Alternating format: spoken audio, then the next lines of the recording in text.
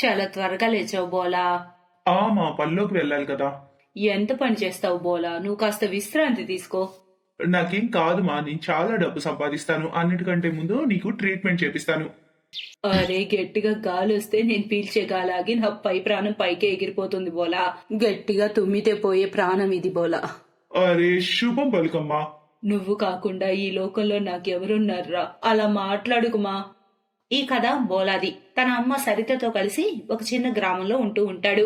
బోలాకి తన తల్లంటే చాలా ప్రేమ. ఆమెను జాగ్రత్తగా చూసుకుంటూ ఉంటాడు. నేను బండి కడిగేశాను, నువ్వు స్నానం చెయ్యి, నేను క్షణంలో వంట చేసేస్తా. బోలా తన అమ్మ పట్ల చాలా జాగ్రత్త చూపిస్తాడు. అతను డబ్బు సంపాదిస్తాడు, ఇంటి పనులు కూడా చేస్తాడు. మోమోస్ తయారు చేసి వాటిని అమ్మడానికి వెళ్తాడు. బోలా తన బండి తోసుకుంటూ బజార్ వైపు వెళ్తాడు. తర్వాత బజార్లో బోలా తన బండి పెట్టాడు. అప్పుడే అక్కడకు ఒక వ్యక్తి వచ్చాడు. అతను మోమోస్ బండి దగ్గరికి వెళ్లి, బాయ్ మోమోస్ సిద్ధంగా ఉన్నాయా? సార్ తయారుగా ఉన్నాయి. వేడి వేడి మోమోస్. సరే ఒక ప్లేట్ ఇవ్వు, అలాగే చట్నీ కాస్త కారంగా ఇవ్వు. సార్ అలాగే, ఒకసారి తిని చూడండి. నేను చెప్పా కదా చట్నీ బాగా కారంగా కావాలని. చట్నీ నేను కారంగానే ఇచ్చాను సార్. అరే దీన్ని కారం అంటారా? ఆ వ్యక్తి మిగిలిన మోమోస్ ను కింద పడేసి వెళ్లిపోతాడు. పాపం బోలాకు ఆ మాటలకు చాలా బాధ వేస్తుంది. కాసేపటి తర్వాత ఒక ఆమె అతని దగ్గరకు వస్తుంది. భయ్యా, ఒక ప్లేట్ మోమోస్ ఇవ్వండి, కాస్త చట్నీ కారంగా ఇవ్వండి. అరే భయ్యా, నేను చట్నీ మంచి కారం అడిగాను, ఇదేంటి ఇలా ఇచ్చారు? చెప్పగా ఉంది. కానీ మేడం, నేను కారంగానే ఇచ్చాను కదా. అరే ఇదేమి కారం, మీ మోమోస్ లు బానే ఉన్నాయి కానీ చట్నీ చండాలంగా ఉంది, మరి అస్సలు బాగోలేదు నోటికి. మేడం నా డబ్బులు దేనికి భయ్యా? చాలా సేపటి వరకు అతను కస్టమర్స్ కోసం చూస్తున్నాడు, కానీ ఎవరూ తన బండి వద్దకు రావడం లేదు. అక్కడ ఇంట్లో బోలా మోమోస్ అమ్ముడు పోనట్టున్నాయి. అందుకే తాను ఇప్పటి వరకు ఇంటికి రాలేదు. ఓ దేవుడా, నా బోలాకు ఎన్ని బాధ్యతలు, ఎన్ని సమస్యలు. అక్కడ బజార్లో బోలా తన బండి వద్ద ఉదాసంగా ఉన్నాడు. ఇలా అయితే నాకు లాభం పక్కన పెడితే నష్టం వచ్చేలా ఉంది. సంపాదన అస్సలు రాలేదు. రేపటికి మైదా కూడా తీసుకెళ్లాలి, కూరగాయలు తీసుకెళ్లాలి, అమ్మకి మందులు కూడా అయిపోవచ్చాయే. బోలా ఇవన్నీ ఆలోచిస్తూ ఉండగా బండి వద్దకు ఒక అందమైన అమ్మాయి వచ్చింది. నాకు చాలా ఆకలిగా ఉంది, పొద్దుటి నుంచి ఏమీ తినలేదు నేను. నాకు కాస్త తినడానికి మొమరికా ఇస్తారా? ఏంటి మొమరికానా? ఇక్కడ మొమరికా దొరకవే. అబద్ధం చెప్తున్నారు మీరు. అదిగో అవి ఉన్నాయి అక్కడ. ఇవా? అరే ఇవి మోమోస్లు. ఓహో, ఇక్కడ మోమోస్ అంటారా? కానీ మా ఏరియాలో వీటిని మొమరికా అంటారు. ఓ సరే సరే, ఎన్ని ప్లేట్లు కావాలో చెప్పండి, తింటారా పార్సిలా? ఒక్క ప్లేటే, ఇక్కడే తింటాను. కానీ వినండి, నా దగ్గర డబ్బులు లేవు, నేను డబ్బు ఇవ్వలేను. ఏం పర్లేదు, ఎలాగైనా ఇవి పడేయాలి. నేను ఎవరు రాలేదు కదా ఈ రోజు, మీకు ఎన్ని కావాలో అన్ని తినండి. అయినా రేపటి నుంచి నేను ఇక మోమోస్ అమ్మను. ఏమైంది, చట్నీ కారం లేదు కదా? చెప్పండి, పర్వాలేదు, అందరూ ఇదే చెప్పి వెళ్ళారు. మీరు చట్నీలో వేసే మారిచి చూపిస్తారా నాకు కాస్త? మారిచియా? అదేంటి? అదే పచ్చ పచ్చగా ఉండి ఎండిపోయాక ఎరిపోతుంది. ఎక్కడి నుంచి వచ్చావో నువ్వు తెలియదు గాని, నువ్వు మోమోస్ ను మొమరికా అంటున్నావు, అలాగే మిర్చిని మారిచి అంటున్నావు. సరేలే. చట్నీ అంత చెడుగా ఏం లేదు, ఇంకో ప్లేట్ ఇవ్వండి. కాశీ ఆకలితో ఉంది, అందుకే ఆమె చూస్తుండగానే 3-4 ప్లేట్ల పైనే తినేసింది. అలా కాసేపటి తర్వాత, నువ్వు వెళ్ళవా? నీ ఇంటికి వెళ్ళు. నాకు ఇల్లేం లేదు, నేను నా ఇల్లు వదిలేసి రావాల్సి వచ్చింది. ఇక్కడ నాకు ఇల్లేం లేదు. నాకు అర్థం కాలేదు. చెప్తాను. నువ్వు వెళ్ళిపో అమ్మా, మేమందరం కలిసి కూడా నిన్ను కాపాడలేము. కానీ అమ్మా, నేను ఒక్కసారి ఈ దేవలోకం నుంచి బయటికి వెళ్ళిపోతే తిరిగి రాలేను కదా. నాకు తెలుసమ్మా, కానీ నువ్వు వెళ్లకుంటే ఆ సైతాన్ నిన్ను బలవంతంగా ఎత్తుకొని పోతాడు, తన క్రూరత్వం చూపిస్తాడు. నువ్వు ఒక పని చేయి, నువ్వు భూలోకంలోకి వెళ్ళు. అక్కడ నీకు ఎవరో ఒక మంచి మనిషి ఖచ్చితంగా దొరుకుతాడు. వెళ్ళమ్మా, త్వరగా వెళ్ళి ఇక్కడి నుంచి. ఏంటి ఏంటి నువ్వు దేవకన్యవా? మెల్లగాను. నేను మీకు ఏమైనా సాయం చేయగలిగితే చెప్పండి, చేస్తా. నువ్వు చాలా మంచివాడివి, కోరికలు అడగకుండా నాకు సాయం చేస్తా అంటున్నావు. ఒకవేళ అలా అయితే కనుక నాకు కొన్నాళ్ళు ఆశ్రయం ఇవ్వు, నేను తర్వాత ఒక ఆశ్రయం ఏర్పాటు చేసుకుని వెళ్ళిపోతాను. ఏమంటారు మీరు? సరే, నువ్వు నాతో మా ఇంటికి పద, భయపడకు, అక్కడ మా అమ్మ కూడా నాతో ఉంటుంది. కాశీ బోలాతో పాటు అతని ఇంటికి వెళ్తుంది. అక్కడ బోలా వాళ్ళ అమ్మకు అంతా చెప్తాడు. నువ్వు సరైన పని చేసావు బోలా, యవ్వనంలో ఉన్న ఆడపిల్ల ఒంటరిగా ఎక్కడికి వెళ్తుంది? కాశీకి బోలా ఇంకా అతని అమ్మ స్వభావం చూసి చాలా సంతోషం వేస్తుంది. ఆ రాత్రికి ఆమె సైలెంట్ గా లేచి తన మాయతో బోలా ఇంటి ప్రాంగణంలో మిర్చి చెట్టు తెప్పిస్తుంది. చూస్తూనే దానికి మెరిసే ఎర్రని మిరపకాయలు వస్తాయి. తర్వాత ఆమె సరిత దగ్గరకు వెళ్లి ఆమె నుదుటిపై ప్రేమతో చేత్తో తడుపుతుంది. అక్కడి నుంచి వెళ్లిపోతుంది. ఆ తర్వాత ఉదయం వేళ అరే ఏమైంది, నేను సరైపోయాను, పూర్తిగా నీరసం లేదు, నొప్పి లేదు. నిజంగానమ్మా? ఆ బోలా, కానీ ఇదే మాయో. అదిగో అటు చూడు, ఆ మిర్చి మొక్క ఎలా వచ్చింది ఇక్కడికి. బహుశా ఇది మారిచి మొక్కేమో, ఇదంతా కాశీ చేసినట్టుగా ఉంది. ఆ బాబు, ఆమె కృపే. వెళ్ళి కాశీని వెతికి తీసుకురా. అది వింటూనే బోలా బజార్ వైపుకు వెళ్లి రతగ్గా కాశీ ఒక చెట్టు కింద కూర్చొని కనిపిస్తుంది. ఈ మాయంతా నువ్వే చేసావు కదా? నువ్వు చెప్పావు కదా నీకు మాయలు రావని. నేను నీకు పరీక్ష పెట్టాను, నువ్వు ఆ పరీక్షలో నెగ్గావు. అవునా? సరే, నాకు ఇంకొక మెయిల్ చేస్తావా? లేదు, నా మాయలిక అయిపోయాయి. నాకు నీ మాయ కాదు, నీ తోడు కావాలి ఎప్పటికీ. చెప్పు, పెళ్లి చేసుకుంటావా ఈ మోమో అతన్ని? బోలా అన్నది విని కాశీ సిగ్గుపడుతుంది. కొద్ది రోజులకు వాళ్ళిద్దరికూ వివాహం అవుతుంది. ఆ తర్వాత కాశీ తన మాయా మిర్చితో మోమోస్ కోసం ఎర్రటి చట్నీ చేస్తుంది. ఇంకా బోలా మోమోస్. అలా ఒకరోజు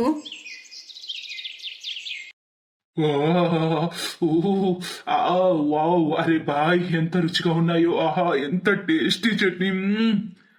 ఆ భయ్యా, సరిగ్గా ఎంత బాగుందో చట్నీ, ఎంత టేస్టీగా ఉందో. భయ్యా, ఒక పని చెయ్యి, 4 ప్లేట్లు పార్సిల్ కూడా కట్టు. కాశీ మారిచితో తయారైన ఎర్ర చట్నీ వల్ల బోలా దుకాణం బాగా నడుస్తుంది. బోలా రూపంలో కాశీకి మంచి జీవిత భాగస్వామి కూడా దొరికాడు. ఇప్పుడు వాళ్ళు ఆనందంగా ఉన్నారు.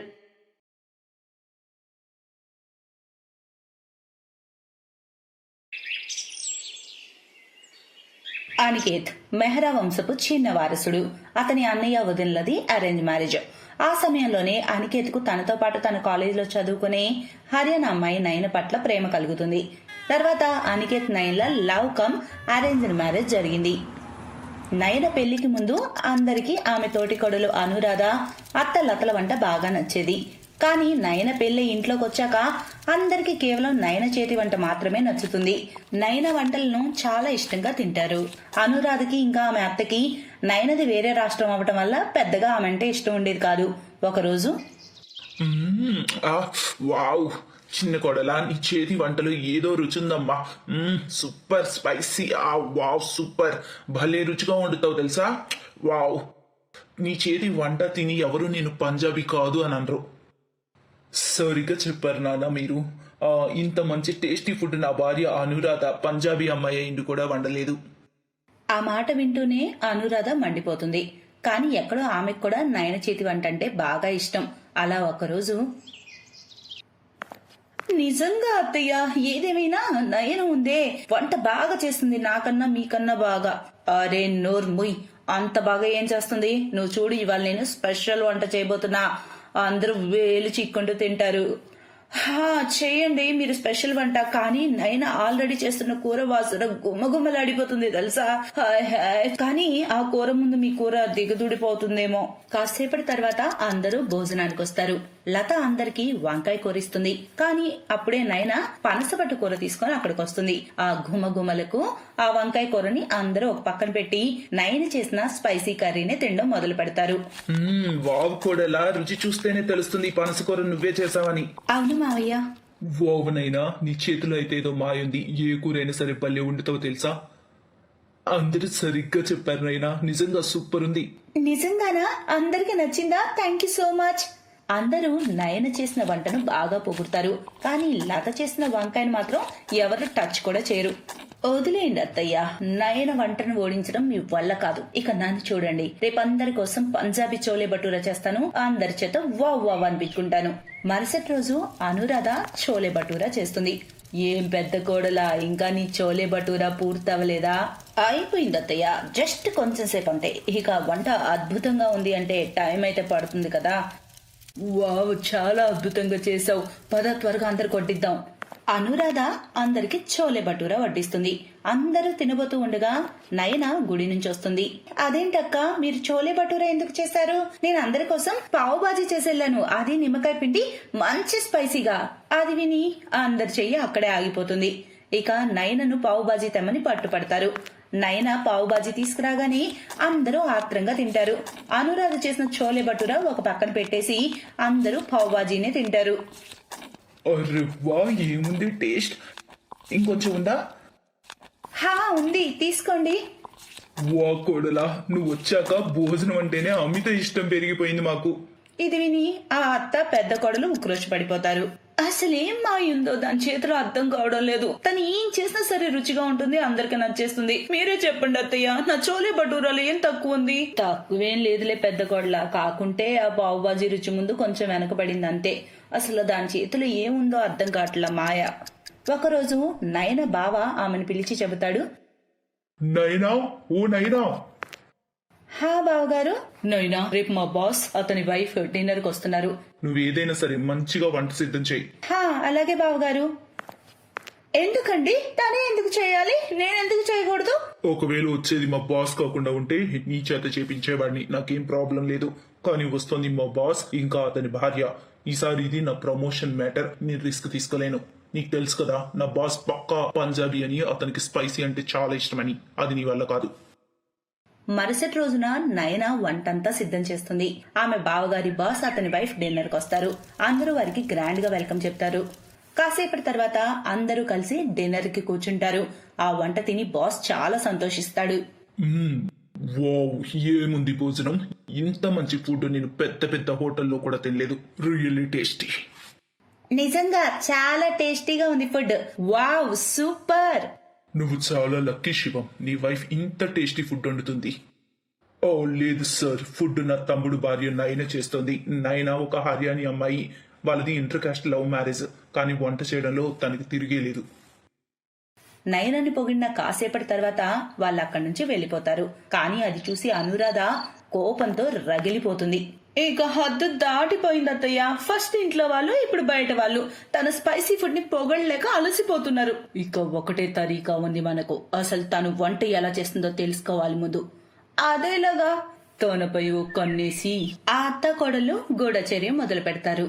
మరుసటి రోజు నుంచి నయన వంటింట్లో వంట ఎలా చేస్తుంది అనేది వాళ్ళు చాటుగా అబ్జర్వ్ చేస్తూ ఉంటారు. కొంచెం జరుగు కోడలా, నన్ను సరిగా చూడని. పసుపు తర్వాత ఏం వేసిందో తను. అత్తయ్య, ఉప్పు కారం వేసినట్టుంది బహుశా. నీ బహుశా సిద్ధాంతంతో కూర పక్కదారి పడుతుంది. నువ్వు జరుగు, ఇప్పుడు నేను చూస్తాను. వాళ్ళిద్దరు చూడటానికి చాలా ప్రయత్నిస్తారు, కానీ వాళ్ళకేమీ అర్థం కాదు. అత్తయ్య, మీరెళ్ళి తనని అడిగి తెలుసుకోండి వంటలో అసలు తనేం వాడుతుందో. నువ్వు నోర్మి, నిన్నగాక మొన్నొచ్చిందని నేను అడగాల? నేను అడగను. ఆపై అలా అత్తా కోడలిద్దరూ కుకింగ్ షో ప్రోగ్రామ్స్, యూట్యూబ్ లో రెసిపీస్ అవి ఇవి చూసి వంట చేసే ప్రయత్నం చేస్తుంటారు. కానీ వాళ్లకు నయన్లా టేస్ట్ రాదు. అందుకే మరొక ప్లాన్ వేస్తారు. వాళ్ళు అనుక్షణం నయన పక్కనే ఉంటారు, అంతా తెలుసుకోవడం కోసం. దాంతో నయన ఇరిటేట్ అవుతుంది. ఉఫ్, అక్క అత్తయ్యకి అసలు ఏమైంది? అనుక్షణం నన్నే అంటుకొని ఉంటున్నారు. అలా తన చేతి స్పెషల్ రుచికి కారణం పట్టేస్తారు. అత్తయ్య, ఈ నయన చాలా తెలివైంది. మీకు తెలుసా, ఆమె అసలు మన వంటగదిలో మసాలానే వాడటం లేదు, ఏదో ప్రత్యేక మసాలా వాడుతోంది. ఏంటో అది, నాకైతే భయం వేస్తుంది. ఓరి దేవుడా, ఇదేమైనా మాయలు మంత్రాలు నేర్చుకుని రాలేదు కదా, అవన్నీ మనపై ఏమైనా ప్రయోగిస్తుందా? పద, ఇప్పుడే వెళ్ళి ఆ డబ్బాలో ఏముందో చూద్దాం. అందరూ పొగిడేలాగా అసలు ఆ మసాలాలో అంత మాయ ఏముందో తేలుద్దాం. ఇప్పుడు కాదత్తయ్య, రాత్రికి వెళ్ళి చూద్దాం. అప్పుడు మన మీద ఎవ్వరికి అనుమానం రాదు. ఎవరికి తెలుసు, ఒకవేళ తన మాయలతో మనల్ని పిల్లిగాను ఎలగ్గాను మారిస్తే. నువ్వు సరిగ్గా చెప్పావు, రాత్రికి వెళ్దాం. అయినా నాకు పిల్లిగాను ఎలగ్గానో మారాలని లేదు. రాత్రికి వెళ్లి వాళ్ళు డబ్బాలో చూస్తే అందులో మసాలా ఉంటుంది, అచ్చం వాళ్ళు వాడేలాంటిదే. ఇదైతే నేను సేమ్ వాడేలాంటి మసాలాని. అందులో తేడా ఏముంది? నేను చెప్పా కదా అత్తయ్య, తను ఖచ్చితంగా ఏ మాయలో చేస్తుందని. ఇప్పుడే తన నిజ స్వరూపం అందరికి తెలియాలి. మరుసటి రోజు వాళ్ళందరినీ హాల్లోకి పిలుస్తారు. మీ అందరికీ తెలుసా, ఈ నయన మన వంటలో ఏదో మాయ మందు వేస్తుంది. మంత్రగత్తె, ఇది మంత్రగత్తె. మీరేమంటున్నారు అత్తయ్య? మరి చెప్పు, నువ్వు వేరే మసాలా డబ్బా ప్రత్యేకంగా ఎందుకు పెట్టావు? అత్తయ్య, అది నూరిన మసాలా. మా అమ్మమ్మ పల్లెటూరులో రోట్లో వేసి నూరి ఆపై ఎండలో ఎండబెట్టి డబ్బాలో నిల్వ చేస్తుంది. ఆ మసాలా వల్లే వంటకు అంత రుచి వస్తుంది. వాళ్ళకి అక్కడ హోటల్ కూడా ఉంది, అందులో కూడా ఈ మసాలాని వాడతారు. ఇక నాకు అనికేత్ ముందే చెప్పాడు, పంజాబీ వాళ్ళ మనసు గెలుచుకోవాలంటే స్పైసీ వంట ఒక్కటే దారని. అందుకే ఈ స్పెషల్ మసాలాతో స్పైసీ వంటలు చేసి నేను అందరి మనసులు గెలుచుకోవాలనుకున్నాను. నా అత్తారిల్లు స్పైసీ వంట అంటే పడి చేస్తారని నాకైతే ముందు తెలీదు. ఇది స్పైసీ అత్తారిల్లు. తినడంలోనే కాదు, స్పై చేయడంలోను, నిందలు వేయడంలోను, అన్నిట్లోను. నన్ను మంత్రగత్తని ఇంట్లో నేను ఉండలేను. కోడలుగా వెళ్ళిపోతాను. నేను ఉండలేను. అమ్మా, తను చేసేదంతా మన హృదయాలు గెలుచుకోవడం కోసమే. నయన అత్త తోటి కోడలికి వాళ్ళ తప్పు అర్థమవుతుంది. వాళ్ళు నయన్ను క్షమాపణ అడుగుతారు. ఇక వాళ్ళంతా ఒకటిగా సంతోషంగా కలిసిమెలిసి ఉంటారు. Best buddies. హలో ఫ్రెండ్స్, ఈ వీడియో చూసినందుకు మీకు ధన్యవాదాలు. ఒకవేళ మీకు ఈ వీడియో నచ్చినట్లయితే దయచేసి లైక్ చేసి సబ్స్క్రైబ్ చేయండి మరియు ఈ వీడియోపై కామెంట్ చేయండి. ఇంకో విషయం, షేర్ చేయడం మర్చిపోకండి. ఇలాంటి మరిన్ని వీడియోలు మీరు చూడాలనుకుంటే కిందనే ఉన్న బెల్ బటన్ని నొక్కండి. చూస్తూనే ఉండండి బెస్ట్ బడీస్.